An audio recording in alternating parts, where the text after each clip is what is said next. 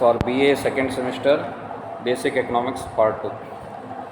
BA ಎರಡನೇ semester ಮೂಲಭೂತ ಅರ್ಥಶಾಸ್ತ್ರ ಭಾಗ 2 ವಿದ್ಯಾರ್ಥಿಗಳಿಗೆ ಇವತ್ತಿನ ಕ್ಲಾಸ್ ಆಗುತ್ತೆ. So today I will explain, write on heading by today.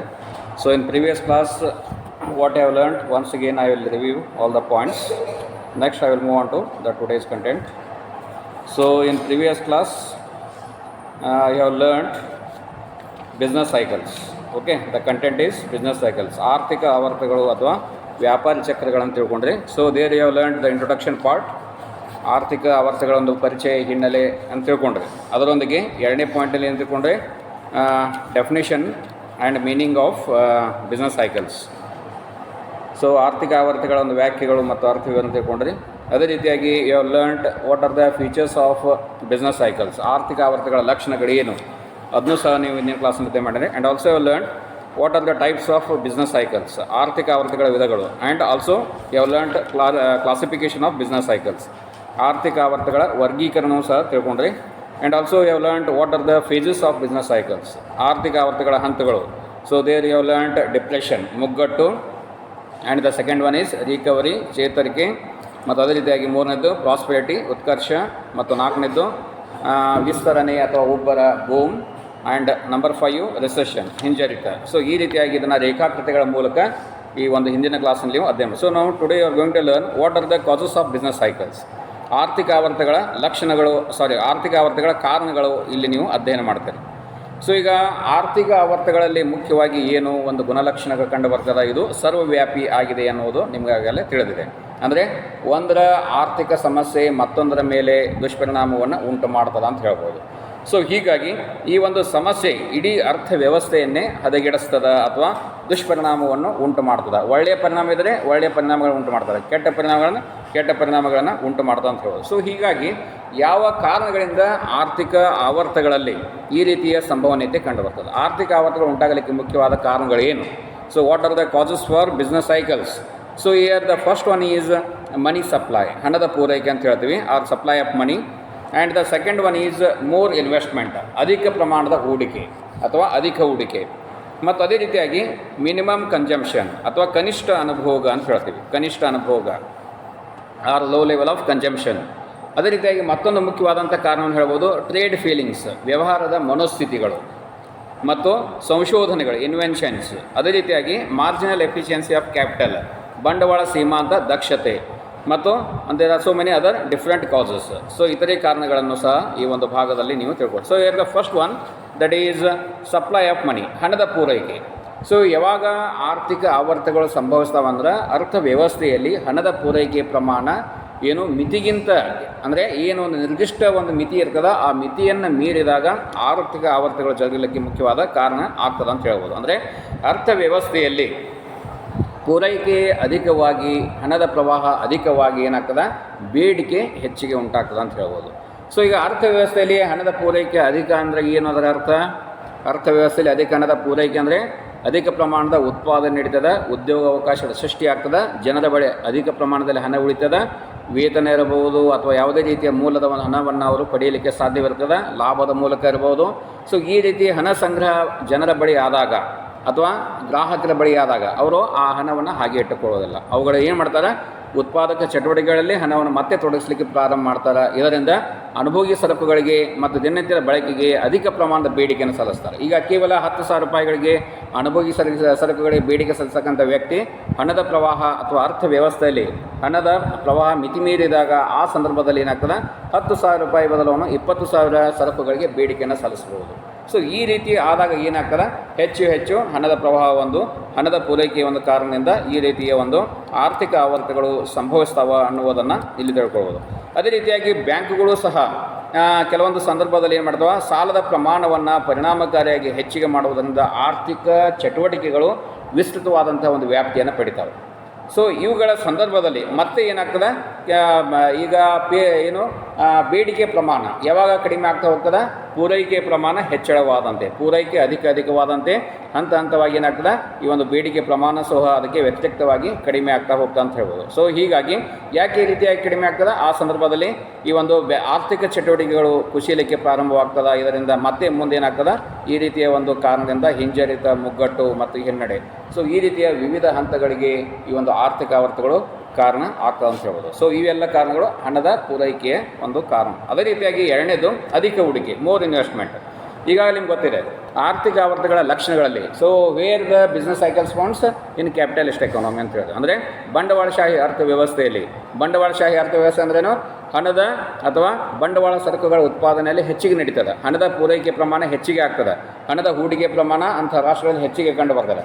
So ಅಂತಹ ರಾಷ್ಟ್ರಗಳಲ್ಲಿ ಮತ್ತೆ ನಾವು ಹೆಚ್ಚು ಹೂಡಿಕೆಯನ್ನು ಮಾಡಿದಾಗ ಅಥವಾ ಬಂಡವಾಳಶಾಹಿ ಅರ್ಥವ್ಯವಸ್ಥೆಯಲ್ಲಿ ಹೆಚ್ಚಿನ ಹಣ ಹೋದಾಗ, ಅದೇ ರೀತಿಯಾಗಿ ಮಿತಿಮೀರಿದ ಹೂಡಿಕೆಯ ಒಂದು ಕಾರಣದಿಂದ ಬೆಲೆಗಳ ಒಂದು ಹೆಚ್ಚಳವಾಗಿ ಹಣದುಬ್ಬರಕ್ಕೆ ಕಾರಣವಾಗ್ತದೆ. ಈ ಹಣದುಬ್ಬರದ ಒಂದು ಕಾರಣದಿಂದ ಮುಂದೆ ಏನಾಗ್ತದೆ, ಕ್ರಮೇಣವಾಗಿ ಬೇಡಿಕೆ ಕುಸಿತಕ್ಕೆ ಕಾರಣವಾಗ್ತದೆ. ಹಣದುಬ್ಬರ ಅಂದರೆ ಅರ್ಥ ಏನು? ಜನರ ಬಳಿ ಅತ್ಯಧಿಕ ಪ್ರಮಾಣದ ಹಣದ ಸಂಗ್ರಹವಾಗುವಿಕೆ, ಸರಕುಗಳ ಬೆಲೆಗಳು ಏರುಮುಖ ಅಥವಾ ಗಗನಮುಖಿ ಆಗುವುದು ಮತ್ತು ಹಣದ ಕೊಳ್ಳುವ ಶಕ್ತಿ ಮೌಲ್ಯ ಕ್ಷೀಣಿಸುವುದು. ಓಕೆ, ಸೊ ಈ ರೀತಿಯ ಒಂದು ಸನ್ನಿವೇಶದಲ್ಲಿ ಉಂಟಾಗ್ತದೆ. ಯಾಕೆ ಈ ರೀತಿ ಹಣದ ಕೊಳ್ಳುವ ಶಕ್ತಿ ಮೌಲ್ಯ ಕ್ಷೀಣಿಸ್ತಾ ಹೋಗ್ತದೆ? ಯಾಕೆಂದರೆ ಸರಕುಗಳ ಬೆಲೆಗಳು ಗಗನಮುಖಿ ಆಗಿರ್ತವೆ. ಸೊ ಒಂದು ಸರಕು ಮುಂಚೆ 10 ರೂಪಾಯಿಗೆ ಸಿಗ್ತದೆ, ಹಣದುಬ್ಬರದ ಸನ್ನಿವೇಶದಲ್ಲಿ 20 ರೂಪಾಯಿಗೆ ಸಿಗ್ತದೆ. ಜನರ ಬಳಿ ಅಧಿಕ ಪ್ರಮಾಣದ ಹಣ ಇರ್ತದೆ, ಅವರು ಆ ಒಂದು ಸರಕನ್ನು ಹೆಚ್ಚು ಹಣವನ್ನು ಕೊಟ್ಟು ತೆಗೆದುಕೊಳ್ತಾರೆ. ಸೊ ಈ ರೀತಿಯಾಗಿ ಹಂತ ಹಂತವಾಗಿ ಸರಕುಗಳ ಬೆಲೆಗಳು, ಸೇವೆಗಳ ಬೆಲೆಗಳು ಹೆಚ್ಚಿಗೆ ಆದಂತೆ ಏನಾಗ್ತದೆ, ಜನ ಬೇಡಿಕೆಯನ್ನು ಕಡಿಮೆ ಮಾಡಲಿಕ್ಕೆ ಹೋಗ್ತಾರೆ. ಸೊ ಈ ರೀತಿ ಬೇಡಿಕೆ ಕುಸಿತವಾಗುವುದರಿಂದ ಮುಂದೆ ಏನಾಗ್ತದೆ, ಅನೇಕ ಆರ್ಥಿಕ ವಿವಿಧ ಹಂತಗಳಿಗೆ ಕಾರಣವಾಗ್ತದೆ ಅಂತ ಹೇಳ್ಬೋದು. ಸೊ ಈ ರೀತಿಯ ಬೇಡಿಕೆ ಕುಸಿತಕ್ಕೆ ಕಾರಣವಾಗಿ ಈ ಒಂದು ಹಣದುಬ್ಬರ ಬೇಡಿಕೆ ಕುಸಿತಕ್ಕೆ ಕಾರಣವಾಗ್ತದೆ. ಇನ್ನು ಮತ್ತೊಂದು ಮುಖ್ಯವಾದಂಥ ಕಾರಣವನ್ನು ಹೇಳ್ಬೋದು, ಲೋ ಲೆವೆಲ್ ಆಫ್ ಕನ್ಸಂಪ್ಷನ್. ಈಗ ಕನಿಷ್ಠ ಅನುಭೋಗ. ಸೊ ಈಗ ಬೇಡಿಕೆ ಆವರ್ತಗಳ ಸಂಭವಿಸುವಿಕೆಗೆ ಮುಖ್ಯವಾಗಿ ಕನಿಷ್ಠ ಮಟ್ಟದ ಒಂದು ಅನುಭೋಗ ಮತ್ತು ಗರಿಷ್ಠ ಉಳಿತಾಯಗಳು ಕಾರಣವನ್ನು ಕೊಡಬಹುದು. ಈಗ ವ್ಯಕ್ತಿಯ ಪ್ರವೃತ್ತಿ ಯಾವ ರೀತಿಯಾಗಿರ್ತದೆ, ವ್ಯಕ್ತಿಯ ಪ್ರವೃತ್ತಿ ಹೆಚ್ಚಾಗಿ ಅವನೇನು ಮಾಡ್ತಾನೆ, ಕನಿಷ್ಠ ಮಟ್ಟದ ಒಂದು ಅನುಭೋಗವನ್ನು ಮಾಡ್ತಾನೆ, ಇದರೊಂದಿಗೆ ಅವನು ಗರಿಷ್ಠ ಮಟ್ಟದ ಉಳಿತಾಯಕ್ಕಾಗಿ ಪ್ರಯತ್ನವನ್ನು ಮಾಡ್ತಾನೆ ಅಂತ ಹೇಳ್ಬೋದು. ಈಗ 10,000 ಪಡೆಯತಕ್ಕಂಥ ಒಬ್ಬ ವ್ಯಕ್ತಿ ಅವನು ಮೊದಲು ಏನು ಮಾಡ್ತಿದ್ದ, 5,000 ರೂಪಾಯಿ ಖರ್ಚು ಮಾಡ್ತಿದ್ದ, 5,000 ರೂಪಾಯಿ ಉಳಿತಾಯ ಮಾಡ್ತಿದ್ದ. ಆದರೆ ಕನಿಷ್ಠ ಮಟ್ಟದ ಒಂದು ಅನುಭವಕ್ಕೆ ಹೋದಾಗ 2,500 ರೂಪಾಯಿ ಖರ್ಚು ಮಾಡ್ತಾನೆ, 7,500 ರೂಪಾಯಿ ಉಳಿತಾಯ ಮಾಡ್ತಾನೆ. ಸೊ ಈ ರೀತಿಯ ಒಂದು ಸಂಭವನೀಯತೆ ಆರ್ಥಿಕ ಆವರ್ತಗಳ ಒಂದು ಉಗಮಕ್ಕೆ, ಬೆಳವಣಿಗೆಗೆ ಕಾರಣವಾಗ್ತದೆ ಅಂತ ಹೇಳ್ಬೋದು. ಅಂದರೆ ಮೊದಲಿದ್ದಂಥ ಒಂದು ಸ್ಥಿತಿಯಿಂದ ಮತ್ತೊಂದು ಸ್ಥಿತಿಗೆ ಅವನು ಕನಿಷ್ಠ ಮಟ್ಟದ ಒಂದು ಅನುಭೋಗದ ಸ್ಥಿತಿಗೆ ಹೋದಾಗ ಆರ್ಥಿಕ ಆವರ್ತಗಳು ಸಹ ಇಲ್ಲಿ ಉಂಟಾಗ್ತವೆ ಅಂತ ಹೇಳ್ಬೋದು. ಅದೇ ರೀತಿಯಾಗಿ ಗರಿಷ್ಠ ಮಟ್ಟದ ಉಳಿತಾಯ, ಕನಿಷ್ಠ ಮಟ್ಟದ ಒಂದು ಅನುಭೋಗಗಳು ಬೇಡಿಕೆಯ ಒಂದು ಕೊರತೆ ಸಮಸ್ಯೆಯನ್ನು ಸೃಷ್ಟಿ ಮಾಡಿ ಇದು ಮುಂದೆ ಆರ್ಥಿಕ ಮುಗ್ಗಟ್ಟಿಗೆ ಕಾರಣವಾಗ್ತದೆ, ಹಿಂಜರಿತದಿಂದ ಮುಗ್ಗಟ್ಟಿಗೆ ಕಾರಣವಾಗ್ತದೆ ಅಂತ ಹೇಳ್ಬೋದು, ಡಿಪ್ರೆಷನ್ ಸ್ಟೇಜ್. ಸೊ ಇನ್ನು ಅದೇ ರೀತಿಯಾಗಿ ವ್ಯವಹಾರದ ಮನೋಸ್ಥಿತಿಗಳು, ಟ್ರೇಡ್ ಫೀಲಿಂಗ್ಸ್. ಈಗ ಬಹುತೇಕ ನೋಡ್ತಾ ಇದ್ದೀವಿ, ವ್ಯಾಪಾರ ಉದ್ಯಮಿಗಳಿರ್ಬೋದು, ಅದೇ ರೀತಿಯಾಗಿ ಸೂಕ್ಷ್ಮ ಮನಸ್ಸಿನ ಈ ಒಂದು ವ್ಯವಹಾರಗಳನ್ನು ಮಾಡ್ತಕ್ಕಂಥ ವ್ಯಕ್ತಿಗಳಿರ್ಬೋದು, ಆ ಸಂದರ್ಭದಲ್ಲಿ ನಿರಾಶವಾದ ಅರ್ಥವ್ಯವಸ್ಥೆಯಲ್ಲಿ ಕಂಡು ಬಂದಾಗ, ಆಶಾವಾದದ ಅಲೆಗಳು ಮಾಯವಾಗಿ ಹೋದಾಗ, ಆ ಸಂದರ್ಭದಲ್ಲಿ ಏನು ಮಾಡ್ತಾರೆ, ಅಲ್ಲಿ ಉತ್ಪಾದಕ ಚಟುವಟಿಕೆಗಳು ಸಂಪೂರ್ಣವಾಗಿ ಸ್ತಬ್ಧಗೊಳ್ತಾವೆ. ಯಾವುದೇ ರೀತಿಯ ಒಂದು ಹೊಸ ಸರಕುಗಳ ಒಂದು ಉತ್ಪಾದನೆ ಮಾಡಲಿಕ್ಕೆ ಅವಕಾಶಗಳು ಇರದೇ ಇರತಕ್ಕಂಥ ಒಂದು ಸ್ಥಿತಿ. ಈ ರೀತಿಯ ಒಂದು ಸ್ಥಿತಿ ಅಲ್ಲಿ ಉದ್ಯಮಿಗಳ ಒಂದು ಉತ್ಪಾದನಾ ಚಟುವಟಿಕೆಗಳ ಅವರ ಮನೋಸ್ಥೈರ್ಯವನ್ನು ಕಡಿಮೆ ಮಾಡಿಬಿಡ್ತದೆ, ಅವರ ಕನಿಷ್ಠ ಮಟ್ಟಕ್ಕೆ ಹೋಗಿಬಿಡ್ತಾರೆ. ಸೊ ಈ ಸಂದರ್ಭದಲ್ಲಿ ಅವರ ಒಂದು ಮನೋಸ್ಥಿತಿಯ ಕಾರಣ ಆರ್ಥಿಕ ಚಟುವಟಿಕೆಗಳಲ್ಲಿ ಏರುಪೇರುಗಳು ಉಂಟಾಗಿ ಮುಂದಿನ ಹಂತಗಳ ಒಂದು ಆರ್ಥಿಕ ಆವರ್ತಗಳಿಗೆ ಕಾರಣವಾಗ್ತದೆ. ಸೊ ಈ ರೀತಿ ಸಮಸ್ಯೆ ಉಂಟಾದಾಗ ಏನು, so what we need the measures to control such type of that is depression. So ಈ ಮುಗ್ಗಟ್ಟಿನ ಹಂತದಿಂದ ಹೊರಬರಲಿಕ್ಕೆ ಏನು ಕ್ರಮಗಳು ಅವಶ್ಯಕವಾಗಿದ್ದಾವೆ? ಸೊ ಆ ಸಂದರ್ಭದಲ್ಲಿ ಸರ್ಕಾರ ತೆಗೆದುಕೊಳ್ತಕ್ಕಂಥ ಕ್ರಮಗಳಿರ್ಬೋದು ಅಥವಾ ಉದ್ಯಮಿಗಳೇ ತೆಗೆದುಕೊಳ್ಳುವಂಥ ಕ್ರಮಗಳಿರ್ಬೋದು. ಇಲ್ಲಿ ವಿಶೇಷವಾಗಿ ಹೇಳ್ತಾಯಿದ್ದೀವಿ ಇನ್ವೆನ್ಷನ್ಸ್, ಸಂಶೋಧನೆಗಳು. ಸೊ ಈಗ ಈ ದುಸ್ಥಿತಿಯಿಂದ ನಾವು ಹೊರಗೆ ಬರಬೇಕಂದ್ರೆ ನಾವು ಹೊಸದನ್ನು ಏನಾದರೂ ಮೈಗೂಡಿಸಿಕೊಳ್ಬೇಕು. ಹಳೆಯದನ್ನೇ ನಾವು ಅದನ್ನು ಮಾಡ್ತಾ ಹೋದರೆ ಅದಕ್ಕೆ ಬೇಡಿಕೆ ಇರುವುದಿಲ್ಲ. ಸೊ ಆ ಬೇಡಿಕೆ ಕುಸಿತ ಹೋಗ್ತದೆ, ಉತ್ಪಾದನೆಯೂ ಸಹ ನಿಂತು ಹೋಗಿಬಿಡ್ತದೆ, ಸರಕುಗಳಿಗೆ ಬೇಡಿಕೆ ಕಡಿಮೆ ಆಗ್ತದೆ, ವ್ಯಾಪಾರದ ಒಂದು ಸ್ಥಿತಿ ಮನೋಸ್ಥೈರ್ಯ ಕುಸಿದು ಹೋಗ್ತದೆ. ಆ ಸಂದರ್ಭದಲ್ಲಿ ಏನಾಗ್ತದೆ, ವ್ಯವಹಾರ ಮುಗ್ಗಟ್ಟಿಗೆ ಬಂದು ತಲುಪಿದಾಗ ಮತ್ತೆ ನಾವು ಆಶಾವಾದದತ್ತ ನಮ್ಮ ಚಟುವಟಿಕೆಗಳನ್ನು ಮುನ್ನಡೆಸಿಕೊಂಡು ಹೋಗಬೇಕು. ಈ ಒಂದು ಹಿನ್ನೆಲೆಯಲ್ಲಿ ಸಂಶೋಧನೆಗಳ ಕ್ರಮ ನಮಗೆ ಅತ್ಯವಶ್ಯಕ ಅಂತ ಹೇಳ್ಬೋದು. ಸರಕುಗಳ ಉತ್ಪಾದನೆಯಲ್ಲಿ, ಆರ್ಥಿಕತೆಯಲ್ಲಿ ನಿರಂತರವಾಗಿ ಹೊಸ ಸಂಶೋಧನೆಗಳು ನಡೀತಿರ್ತವೆ. ಸೊ ಇವುಗಳ ಮತ್ತೆ ಮುಂದೆ ಹೊಸ ಆರ್ಥಿಕ ಆವರ್ತಗಳ ಪುನರಾವರ್ತನೆಗೆ ಕಾರಣವಾಗ್ತವಂತ ಶುಂಪೀಟರ್ ಎಂಬ ಅರ್ಥಶಾಸ್ತ್ರಜ್ಞರು ಹೇಳಿದ್ದಾರೆ ಅಂತ ಹೇಳ್ಬೋದು. ಸೊ ಮುಂದೆ ಈ ರೀತಿಯ ಸಂಶೋಧನೆಗಳು ಈ ಒಂದು ಆರ್ಥಿಕ ಚೇತರಿಕೆಯ ಒಂದು ಇದಕ್ಕೆ ಕಾರಣವಾಗ್ತದೆ, recovery of economic conditions. So ಆರ್ಥಿಕ ಸ್ಥಿತಿಗಳ ಒಂದು ಚೇತರಿಕೆಗೆ ಕಾರಣವಾಗಿ ಮತ್ತೆ ಮುಂದೆ ಆರ್ಥಿಕ ವ್ಯವಸ್ಥೆ ತನ್ನ ಚಲನೆಯನ್ನು ಮತ್ತೆ ಪುನರಾವರ್ತನೆ ಮಾಡ್ತಾ ಅಂತ ಹೇಳ್ಬೋದು. ಇನ್ನು ಮತ್ತೊಂದು ಮುಖ್ಯವಾದಂಥ ಒಂದು ಆರ್ಥಿಕ ಆವರ್ತಗಳ ಒಂದು ಕಾರಣವನ್ನು ಹೇಳ್ಬೋದು ಬಂಡವಾಳದ ಸೀಮಾಂತ ದಕ್ಷತೆ. Okay, marginal efficiency of capital ಅಂತ ಹೇಳ್ತೀವಿ. ಸೊ ಈಗ ನಿರೀಕ್ಷಿಸುವ ಪ್ರತಿಫಲ, ಬಂಡವಾಳ ಸೀಮಾಂತ ದಕ್ಷತೆ ಅಂದ್ರೇನು? ನಾವು ನಿರೀಕ್ಷಿಸಿದ ಪ್ರತಿಫಲ, ಇಷ್ಟು ಪ್ರಮಾಣದ ಒಂದು ಪ್ರತಿಫಲವನ್ನು ಈ ಸರಕುಗಳ ಉತ್ಪಾದನೆಯನ್ನು ಮಾಡೋದ್ರಿಂದ ಪಡೆಯಬಹುದು ಅಂತ ನಾವು ನಿರೀಕ್ಷೆ ಮಾಡ್ತೀವಿ. ಓಕೆ, ಸೊ ಇದಕ್ಕೆ ಬಂಡವಾಳ ಸೀಮಾಂತ ದಕ್ಷತೆ ಅಂತ ಸಹ ನಾವು ಹೇಳ್ಬೋದು. ಸೊ ಈ ರೀತಿ ನಿರೀಕ್ಷೆಯನ್ನು ಉಂಟು ಮಾಡುವುದರಿಂದ ಆರ್ಥಿಕ ಚಟುವಟಿಕೆಗಳಲ್ಲಿ ಅನೇಕ ಪ್ರಮಾಣದ ಬದಲಾವಣೆಗಳನ್ನು ತರಲಿಕ್ಕೆ ಸಾಧ್ಯವಿದೆ. ಮುಂದೆ ಇದೆ ಆರ್ಥಿಕ ಆವರ್ತಗಳ ವಿವಿಧ ಹಂತಗಳಿಗೆ ಕಾರಣವಾಗ್ತಾ ಹೋಗ್ತದೆ ಅಂತ ಹೇಳ್ಬೋದು. ಚೇತರಿಕೆಯಿಂದ ಮತ್ತೆ ಮುಂದೆ ಬಂದಿರ್ತದೆ ಸಮೃದ್ಧಿಯ ಒಂದು ಹಂತಕ್ಕೆ, ಪ್ರಾಸ್ಪರಿಟಿ ಸ್ಟೇಜ್ ಅಂತ ಹೇಳ್ತೇವೆ, ಸಮೃದ್ಧಿ. ಸೊ ಸಮೃದ್ಧಿಯ ಒಂದು ಹಂತ ಅದು ಏನು? ಆರ್ಥಿಕ ಈ ಒಂದು ಚಟುವಟಿಕೆಗಳಲ್ಲಿ ಬೇಡಿಕೆ ಮತ್ತು ಪೂರೈಕೆಗಳು ಸಮತೋಲನಗೊಳ್ಳತಕ್ಕಂಥ ಒಂದು ಸ್ಥಿತಿ, ಅರ್ಥವ್ಯವಸ್ಥೆಯಲ್ಲಿ ಪೂರ್ಣೋದ್ಯೋಗದ ಒಂದು ಸ್ಥಿತಿ ಸಮತೋಲನ ಮಟ್ಟದಲ್ಲಿದೆ ಅಂತ ಹೇಳ್ಬೋದು. ಸೊ ಇದೇ ಮತ್ತೆ ಹೆಚ್ಚು ಆಗಿ ಮುಂದಿನ ಒಂದು ಹಂತಕ್ಕೆ ಹೋಗಿಬಿಡ್ತದೆ, ಉಬ್ಬರದ ಒಂದು ಹಂತ ಅಥವಾ ಶೃಂಗ ಅಥವಾ ಬಲೂನ್ ಸ್ಟೇಜ್ ಅಂತ ಹೇಳ್ತೀವಿ, ಬೂಮ್ ಸ್ಟೇಜ್ ಅಂತ ಕರಿತೀವಿ. ಸೊ ಅಲ್ಲಿ ಹೋದಾಗ ಅದು ಹೆಚ್ಚು ಆಗಿ ಒಡೆದು ಹೋಗಿಬಿಡ್ತದೆ. ಸೊ ಆ ಒಂದು ಆರ್ಥಿಕ ವ್ಯವಸ್ಥೆ ಕುಸಿದು ಹೋಗಿಬಿಡ್ತದೆ, ಅಂದರೆ ಹಿಂಜರಿತಕ್ಕೆ ಕಾರಣ, ರಿಸೆಷನ್ ಸ್ಟೇಜ್. ಮತ್ತೆ ಮುಂದೆ ಹಿಂಜರಿತ ಕಂಟಿನ್ಯೂಸ್ ಆಗಿ ಹೋದಾಗ ಅಲ್ಲಿ ಮುಗ್ಗಟ್ಟಿಗೆ ಕಾರಣ ಆಗ್ತದೆ. ಮುಗ್ಗಟ್ಟು ನಿರಾಶಾದಾಯಕ, ಕತ್ತಲೆದಾಯಕವಾದಂಥ ಒಂದು ಸ್ಥಿತಿಯನ್ನು ಆರ್ಥಿಕ ಚಟುವಟಿಕೆಗಳಲ್ಲಿ ಉಂಟು ಮಾಡ್ತದೆ. ಸೊ ಇಲ್ಲಿ ಮತ್ತೆ ಹೊಸ ಸಂಶೋಧನೆಗಳು, ಪ್ರೋತ್ಸಾಹದಾಯಕ ಕ್ರಮಗಳ ಮೂಲಕ ಉದ್ಯಮಿಗಳು, ವ್ಯಾಪಾರಸ್ಥರು, ಸರ್ಕಾರ ತೆಗೆದುಕೊಳ್ಳತಕ್ಕಂಥ ಒಂದು ದಿಟ್ಟ ನಿರ್ಧಾರಗಳ ಕ್ರಮಗಳಿಂದ ಏನಾಗ್ತದೆ? ಮತ್ತೆ ಆರ್ಥಿಕ ವ್ಯವಸ್ಥೆ ಚೇತರಿಕೆಗಳು. ಸೊ ಈ ರೀತಿಯಾಗಿ ನಾವು ಈ ರೀತಿಯ ಕಾರಣಗಳನ್ನು ಈ ಒಂದು ಆರ್ಥಿಕ ಆವರ್ತಗಳು ಉಂಟಾಗಲಿಕ್ಕೆ ಹೇಳಿ. ಇನ್ನು ಇತರೆ ಕಾರಣಗಳಲ್ಲಿ ಯಾವ ರೀತಿಯಾಗಿ ಹೇಳಬಹುದು? ಸೊ ಇತರೆ ಕಾರಣಗಳಲ್ಲಿ what are the other causes for business cycles, ಯಾವ ರೀತಿಯ ಕಾರಣಗಳನ್ನು ಹೇಳ್ಬೋದು? ಇಲ್ಲಿ ವಿಶೇಷವಾಗಿ ಹೇಳ್ತೀವಿ ಬಾಹ್ಯ ಅಂಶಗಳಂದರೆ ಹೊರಗಿನ ಸಂಗತಿಗಳಾದ ಹವಾಮಾನ, ಕ್ಲೈಮೆಟಿಕ್ ಕಂಡೀಷನ್ಸ್, ಒಳ್ಳೆಯ ಒಂದು ವಾತಾವರಣ ಇದ್ದಾಗ, ಅಂದರೆ ಪರಿಸರ ಏನು ಒಳ್ಳೆಯ ಒಂದು ಪರಿಸರ ಇದ್ದಾಗ ಅಥವಾ ಒಳ್ಳೆಯ ಒಂದು ಹವಾಮಾನ ಇದ್ದಾಗ. ಸೊ ಈಗ ಮಳೆಗಾಲದಂಥ ಒಂದು ಸ್ಥಿತಿ, ಈ ಒಂದು ಸ್ಥಿತಿಯಲ್ಲಿ ಮಾನ್ಸೂನ್ ಮಳೆ ನಿಗದಿತ ಸಮಯದಲ್ಲಿ ಬರಬೇಕಾಗಿತ್ತು, ಬರಲಿಲ್ಲ. ಸೊ ಇದರಿಂದ ಈ ಒಂದು ಕೃಷಿ ಉತ್ಪನ್ನದ ಚಟುವಟಿಕೆಗಳ ಮೇಲೆ ಅದು ಆರ್ಥಿಕ ಆವರ್ತಗಳ ಪರಿಣಾಮಗಳನ್ನು ಉಂಟು ಮಾಡಿದೆ ಅಂತ ಹೇಳ್ಬೋದು. ಇನ್ನು ಅದೇ ರೀತಿಯಾಗಿ ಈ ಒಂದು ಮುಂದೆ ಮಾನ್ಸೂನ್ ಮಳೆ ಅಥವಾ ಮಳೆ ನಿಗದಿತ ಪ್ರಮಾಣದಲ್ಲಿ ನಿರಂತರವಾಗಿ ಆಗ್ತಾ ಹೋದದ್ದೇ ಆದಲ್ಲಿ, ಅಥವಾ ಮುಂದಿನ ಮಳೆಗಳು ನಿರಂತರವಾಗಿ ಆಗ್ತಾ ಹೋದದ್ದೇ ಆದಲ್ಲಿ ಕೃಷಿ ಚಟುವಟಿಕೆಗಳು ಮತ್ತೆ ಚೇತರಿಕೆಗೊಂಡೇನಾಗ್ತವೆ, ಮತ್ತು ಅಲ್ಲಿ ಉತ್ಪಾದನೆ ಹೆಚ್ಚಿಗೆ ಆಗ್ತಾ ಹೋಗ್ತದೆ. ಸೊ ಈ ರೀತಿಯಾಗಿ ಇದು ಒಂದು ಮುಖ್ಯವಾದಂಥ. ಇನ್ನು ಅದೇ ರೀತಿಯಾಗಿ ಯುದ್ಧಗಳು ಸಂಭವಿಸಿದರೆ, ಯುದ್ಧಗಳು ಸಂಭವಿಸಿದಾಗ ಏನಾಗ್ತದೆ? ಆರ್ಥಿಕ ಚಟುವಟಿಕೆಗಳು ಕುಂಠಿತಗೊಳ್ತವೆ. ಕೋವಿಡ್ ಸಮತಲದಲ್ಲಿ ಹೇಳು. ಸೊ ಕೋವಿಡ್ ಈ ಒಂದು ಏನು ಮಹಾಮಾರಿ, ಒಂದು ರೋಗ, ಹೆಮ್ಮಾರಿ ವಿಶ್ವವ್ಯಾಪಿ ಎಲ್ಲ ವ್ಯಾಪಿಸಿತು. ಇದರ ಒಂದು ಕಾರಣದಿಂದ ಆರ್ಥಿಕ ಈ ಒಂದು ಹಂತವನ್ನು ಅಲ್ಲಿ ಹೇಳ್ಬೋದು. ಸೊ ಆರ್ಥಿಕ ವ್ಯವಸ್ಥೆ, ವಿಶ್ವದ ಅರ್ಥವ್ಯವಸ್ಥೆ ಎಲ್ಲಿಗೆ ಬಂದು ತಲುಪಿತ್ತು? ಅಲ್ಲಿ ಮುಗ್ಗಟ್ಟಿನ ಒಂದು ಹಂತಕ್ಕೆ ಬಂದು ತಲುಪಿತ್ತು. ಎಲ್ಲ ಲಾಕ್ಡೌನ್ ಆಗಿಬಿಡ್ತು, ಎಲ್ಲಿ ಉತ್ಪಾದನೆ ಇಲ್ಲ, ಏನೂ ಇಲ್ಲ. ಸೊ ಎಲ್ಲರೂ ಲಾಕ್ ಹಾಕಿ ಮನೆಯಲ್ಲೇ ಕುಂತಿತ್ತು 3-4 ತಿಂಗಳ ಒಂದು ಅವಧಿ.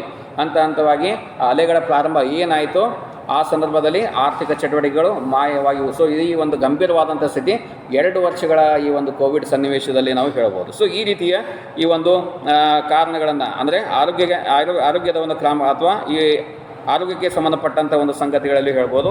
ಇನ್ನು ಅದೇ ರೀತಿಯಾಗಿ ಜನಸಂಖ್ಯೆಯ ಬೆಳವಣಿಗೆ ಮತ್ತು ಅದೇ ರೀತಿಯಾಗಿ ಕ್ರಾಂತಿಗಳು, ವೈಜ್ಞಾನಿಕ ಪ್ರಗತಿ, ತಾಂತ್ರಿಕ ಪ್ರಗತಿ, ಸಂಪನ್ಮೂಲ ಸಂಶೋಧನೆ, ಅನೇಕ ರೀತಿಯ ಅಂತಾರಾಷ್ಟ್ರೀಯ ಮಟ್ಟದ ಒಂದು ಆರ್ಥಿಕ ಸಂಗತಿಗಳು ಸಹ ಈ ಒಂದು ಹೊಸ ಆರ್ಥಿಕ ಆವರ್ತಗಳು ಉಂಟಾಗಲಿಕ್ಕೆ ಅಥವಾ ಆರ್ಥಿಕ ಆವರ್ತಗಳ ಒಂದು ಉಗಮಕ್ಕೆ ಈ ಸಂಗತಿಗಳು ಸಹ ಕಾರಣವಾಗ್ತವೆ ಅಂತ ಇಲ್ಲಿ ಹೇಳ್ಬೋದು.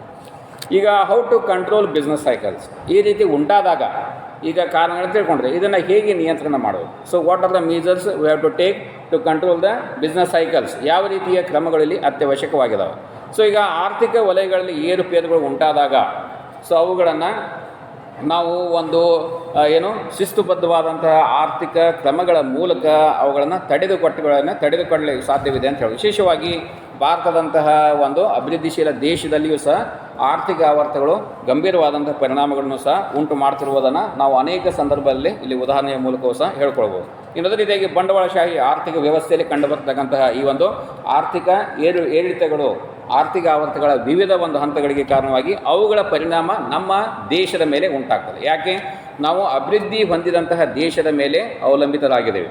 ನಮ್ಮ ಸರಕುಗಳ ಉತ್ಪನ್ನಗಳು ಅಂದರೆ ವಿಶೇಷವಾಗಿ ಪ್ರಾಥಮಿಕ ವಲಯದ ಸರಕುಗಳು ಮತ್ತು ತೃತೀಯ ವಲಯದ ಸರಕುಗಳನ್ನು ಹೆಚ್ಚಾಗಿ ನಾವು ವಿದೇಶಗಳಿಗೆ ರಫ್ತು ಮಾಡ್ತೀವಿ. ಆದರೆ ಆ ದೇಶಗಳಿಂದ ಹೆಚ್ಚು ಮೌಲ್ಯವುಳ್ಳತಕ್ಕಂತಹ ಈ ಒಂದು ಬಂಡವಾಳದ ಸರಕುಗಳನ್ನು ನಾವು ಆ ರಾಷ್ಟ್ರಗಳಿಂದ ತರಿಸಿಕೊಡ್ತೀವಿ.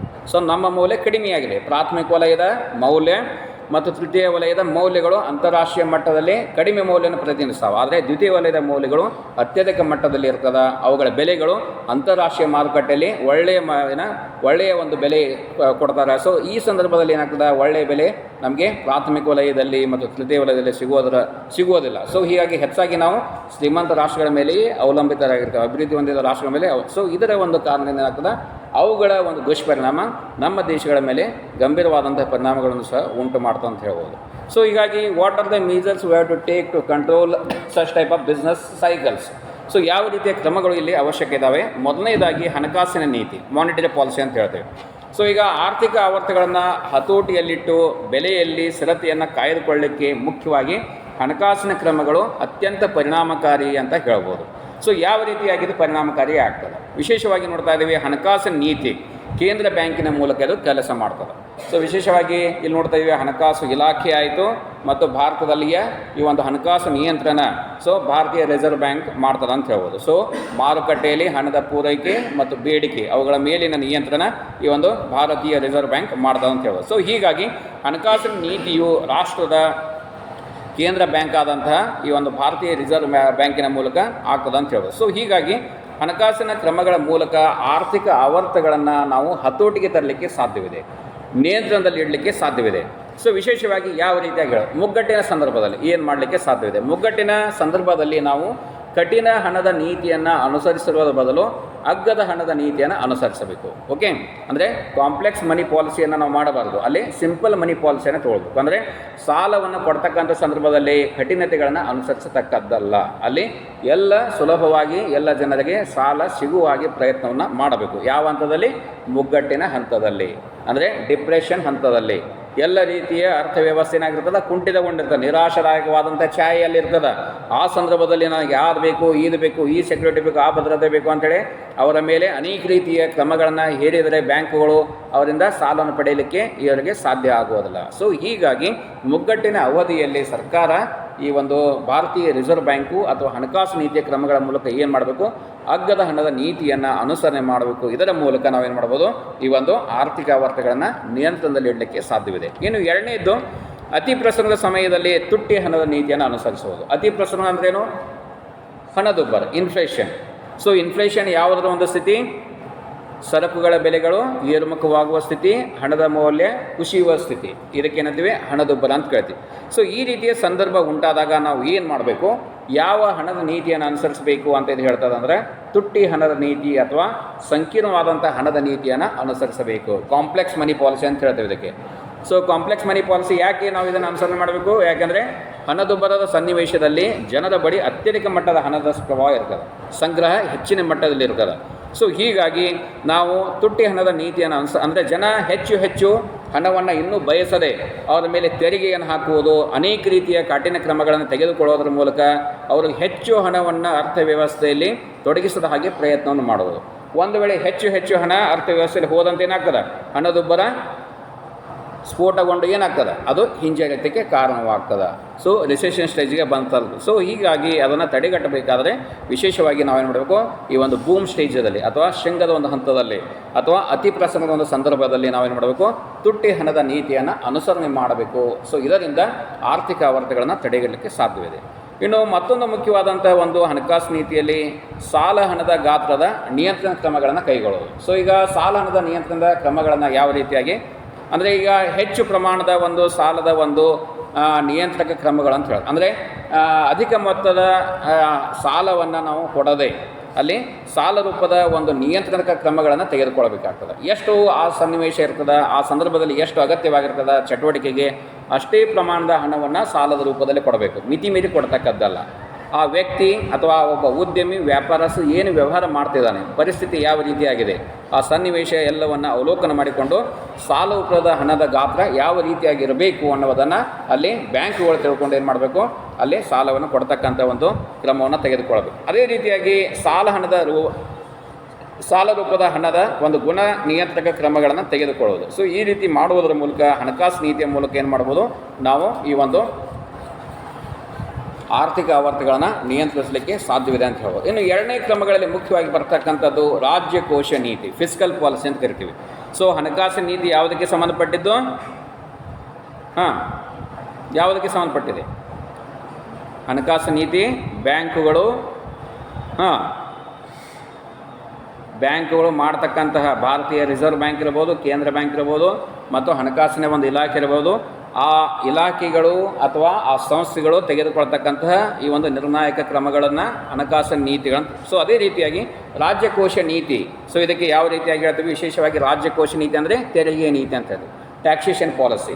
ಇದಕ್ಕೆ ಫಿಸ್ಕಲ್ ಪಾಲಿಸಿ ಅಂತ ಕರೆಯಲಾಗ್ತದೆ. ಸೊ ಈಗ ಆರ್ಥಿಕ ಅಭಿವೃದ್ಧಿಯ ಸ್ಥಿರತೆಗಾಗಿ ಸರ್ಕಾರವು ಸಹ ರಾಜ್ಯಕೋಶ ನೀತಿಯನ್ನು ಅನುಸರಿಸುವುದರ ಮೂಲಕ ಆರ್ಥಿಕ ಅಭಿವೃದ್ಧಿ ಮತ್ತು ಆರ್ಥಿಕ ಸ್ಥಿರತೆ, ಆರ್ಥಿಕ ಅನೇಕ ರೀತಿಯ ದುಸ್ಥಿತಿಗಳನ್ನು ಕಾಪಾಡುವ ಸಲುವಾಗಿ ತೆಗೆದುಕೊಳ್ತಕ್ಕಂಥ ಒಂದು ರೀತಿಯನ್ನು ಅನುಸರಿಸುವ ನೀತಿಯನ್ನು ರಾಜ್ಯಕೋಶ ನೀತಿ ಅಂತ ಕರೆಯಲಾಗ್ತದೆ. ಸೊ ಈ ಒಂದು ನೀತಿಯಲ್ಲಿ ಏನೇನು ನಮಗೆ ಕಂಡು ಬರ್ತದೆ? ರಾಜ್ಯಕೋಶ ನೀತಿಯಲ್ಲಿ ವಿಶೇಷವಾಗಿ ತೆರಿಗೆಯ, ಸಾರ್ವಜನಿಕ ವೆಚ್ಚ ಮತ್ತು ಸಾರ್ವಜನಿಕ ಸಾಲ, ಸೊ ಈ ರೀತಿಯ ವಿಧಾನಗಳು ನಮಗೆ ಕಂಡು ಬರ್ತವೆ. ಸೊ ಈ ಒಂದು ವಿಧಾನಗಳನ್ನು ಅಳವಡಿಸಿಕೊಳ್ಳುವುದರ ಮೂಲಕ ಆರ್ಥಿಕ ಆವರ್ತಗಳನ್ನು ನಿಯಂತ್ರಣ ಮಾಡಿಕೊಳ್ಳಲಿಕ್ಕೆ ಸಾಧ್ಯವಿದೆ ಅಂತ ಹೇಳ್ಬೋದು.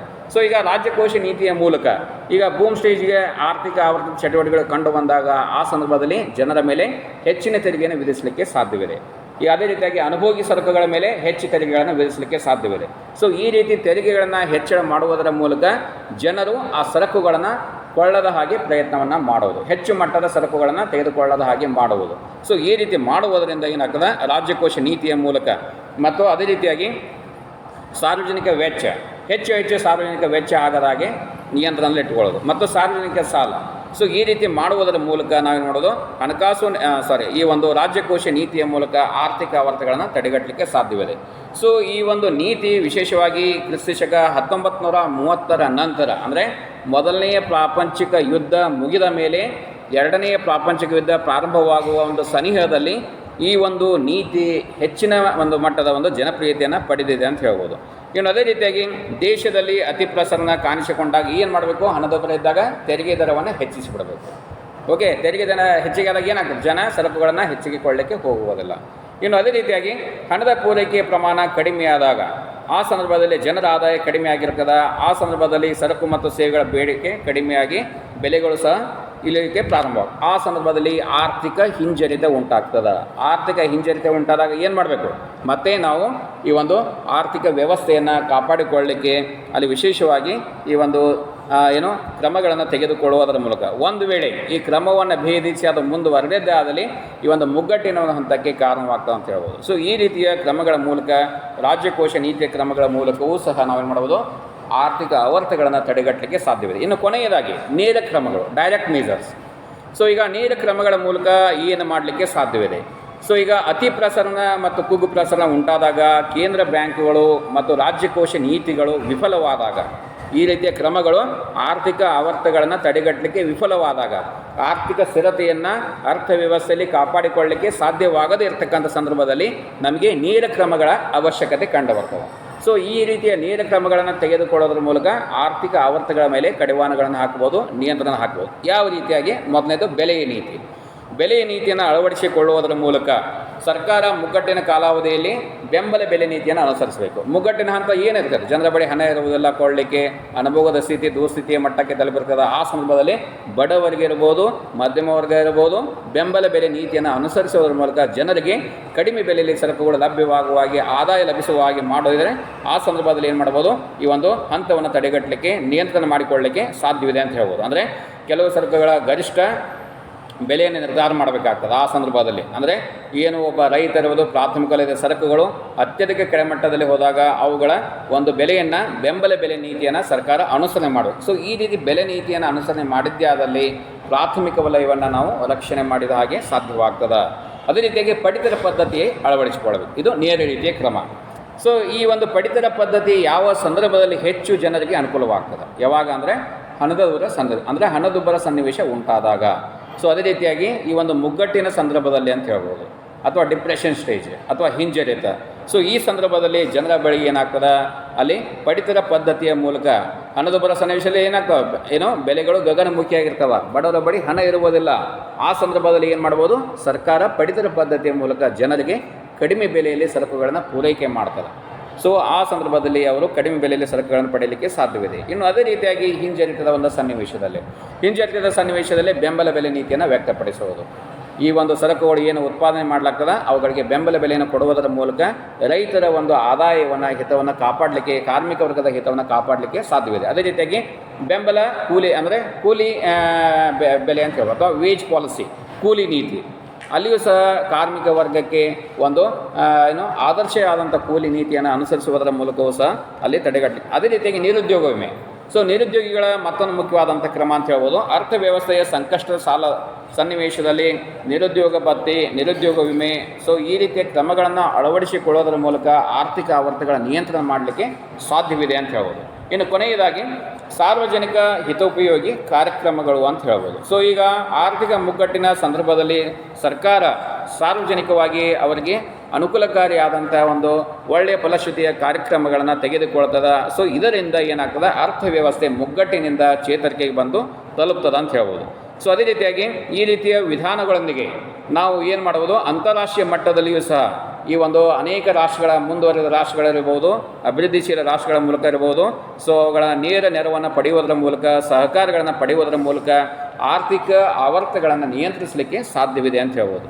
ಇನ್ನು ಅದೇ ರೀತಿಯಾಗಿ ಯಾವುದೇ ಒಂದು ದೇಶದ ಬೇಡಿಕೆ ಇರ್ಬೋದು, ಹೂಡಿಕೆ ಇರ್ಬೋದು, ಉತ್ಪಾದನೆ, ಉಳಿತಾಯ, ಅನುಭೋಗ, ಸೊ ಮುಂತಾದ ಆರ್ಥಿಕ ಚಟುವಟಿಕೆಗಳಲ್ಲಿ ಏರಿಳಿತಗಳು ಉಂಟಾದಾಗ ಅಲ್ಲಿ ಉಂಟಾಗತಕ್ಕಂಥ ಒಂದು ಸನ್ನಿವೇಶ ಸ್ಥಿತಿಗಳನ್ನು ಆರ್ಥಿಕ ಆವರ್ತಗಳು ಅಂತ ನಾವು ಈಗಾಗಲೇ ತಿಳ್ಕೊಂಡಿದ್ದೀವಿ. ಸೊ ಹೀಗಾಗಿ ಇವುಗಳನ್ನು ನಿಯಂತ್ರಿಸಲಿಕ್ಕೆ ನಮಗೆ ಈ ರೀತಿಯ ಕ್ರಮಗಳು ಅತ್ಯವಶ್ಯಕ ಅನ್ನುವುದು ನಮಗಿಲ್ಲಿ ಕಂಡುಬರ್ತದೆ. ಆದ್ದರಿಂದ ಯಾವುದೇ ಒಂದು ದೇಶದ ಒಂದು ಅಭಿವೃದ್ಧಿ, ಆ ಒಂದು ಪ್ರಕ್ರಿಯೆ ಆ ದೇಶದ ಒಂದು ಆರ್ಥಿಕ ಸ್ಥಿರತೆಯನ್ನು ಅವಲಂಬಿಸಿದೆ. ಒಂದು ವೇಳೆ ಆರ್ಥಿಕ ಸ್ಥಿರತೆ ಇಲ್ಲದೇ ಇದ್ದಾಗ ಅರ್ಥವ್ಯವಸ್ಥೆ ಏನಾಗ್ತದೆ, ಸಂಪೂರ್ಣವಾಗಿ ಕುಸಿತಗೊಳ್ತದೆ. ಸೊ ಇದರಿಂದ ಆರ್ಥಿಕ ಆವರ್ತಗಳು ಜರುಗಿ ಅನೇಕ ರೀತಿಯ ದುಸ್ಥಿತಿಗೆ ಕಾರಣವಾಗ್ತವೆ ಅನ್ನುವುದನ್ನು ಈ ಒಂದು ಇದರಲ್ಲಿ ತಿಳ್ಕೊಳ್ಬೋದು. ಸೊ ಒಟ್ಟಾರೆಯಾಗಿ ನಾವೇನು ಹೇಳ್ಬೋದು, ಯಾವುದೇ ಒಂದು ದೇಶ ಸಮಗ್ರವಾದಂತಹ ಒಂದು ಅರ್ಥವ್ಯವಸ್ಥೆಯಲ್ಲಿ, ಈಗ ವಿಶ್ವದ ಅರ್ಥವ್ಯವಸ್ಥೆ ಏನು, ಸಮಗ್ರ ಅರ್ಥವ್ಯವಸ್ಥೆಯಲ್ಲಿ ನಮಗೆ ಕಂಡು ಬರ್ತದೆ. ಅಂದರೆ ಅದರ ವ್ಯಾಪ್ತಿ ಅನೇಕ ವಲಯಗಳಲ್ಲಿ ಬೆಳೀತಾ ಇದೆ ಅಂತ ಹೇಳ್ಬೋದು. ಸೊ ಈ ರೀತಿ ಆಗುವುದರಿಂದ ಏನಾಗ್ತದೆ, ಅನೇಕ ರೀತಿಯ ಸವಾಲುಗಳು, ಸಮಸ್ಯೆಗಳು ಅರ್ಥವ್ಯವಸ್ಥೆಯಲ್ಲಿ ನಮಗೆ ಕಂಡು ಬರ್ತವೆ. ಸೊ ಈ ರೀತಿ ಆಗುವುದರಿಂದ ಆ ಸವಾಲುಗಳನ್ನು ಎದುರಿಸಲಿಕ್ಕೆ ಆಗ ನಮಗೆ ಈ ರೀತಿಯ ಆರ್ಥಿಕ ಆವರ್ತಗಳ ನಿಯಂತ್ರಣ ಕ್ರಮಗಳು ಅತ್ಯವಶ್ಯಕ ಅನ್ನುವುದನ್ನು ನಾವು ಉಪಸಂಹಾರದಲ್ಲಿ ಹೇಳ್ಬೋದು. ಸೊ ಈ ರೀತಿಯ ಆರ್ಥಿಕ ನೀತಿಗಳನ್ನು ದಿಟ್ಟವಾಗಿ ತೆಗೆದುಕೊಳ್ಳುವುದರ ಮೂಲಕ ಯಾವುದೇ ಒಂದು ದೇಶ ಅಭಿವೃದ್ಧಿಯನ್ನು ಹೊಂದಲಿಕ್ಕೆ ಸಾಧ್ಯವಿದೆ. ಓಕೆ, ಈಗ ಪ್ರಾರಂಭದಲ್ಲಿ ಅನಭಿವೃದ್ಧಿ ಇರ್ತದೆ, ಅನಭಿವೃದ್ಧಿಯಿಂದ ಅಭಿವೃದ್ಧಿಶೀಲಕ ವರ್ಗದ, ಅಭಿವೃದ್ಧಿಶೀಲದಿಂದ ಅಭಿವೃದ್ಧಿ ಹೊಂದಿದ ಒಂದು ಪಟ್ಟಿಗೆ ಸೇರ್ಪಡೆಗೊಳ್ಳಬಹುದು, ಅರ್ಥವ್ಯವಸ್ಥೆಗಳು ಬೆಳೆಯಬಹುದು ಅಂತ ಹೇಳ್ಬೋದು. ಸೊ ಈ ರೀತಿಯ ಕ್ರಮಗಳನ್ನು ತೆಗೆದುಕೊಳ್ಳುವ ಮೂಲಕ ನಾವು ನಮ್ಮ ದೇಶದ ಅರ್ಥವ್ಯವಸ್ಥೆಯನ್ನು ಅಥವಾ ಯಾವುದೇ ಒಂದು ದೇಶದ ಒಂದು ಅರ್ಥವ್ಯವಸ್ಥೆಯನ್ನು ಸ್ಥಿರತೆಯನ್ನು ಕಾಪಾಡಿಕೊಳ್ಳಲಿಕ್ಕೆ ಸಾಧ್ಯವಿದೆ. ಸೊ ಇಲ್ಲಿಗೆ ಒಂದು ಭಾಗ ಮುಗಿತು. ಇನ್ನು ಮುಂದಿನ ಕ್ಲಾಸ್ನಲ್ಲಿ ಏನು ಹೇಳ್ತೇನೆ ಅನ್ನೋದು, so in next class I will start paper 2, that is Karnataka economy. Okay, ಕರ್ನಾಟಕದ ಆರ್ಥಿಕತೆಯನ್ನು ಮುಂದಿನ ಕ್ಲಾಸಲ್ಲಿ ಹೇಳ್ತೇನೆ. So here I will end the class. Thank you.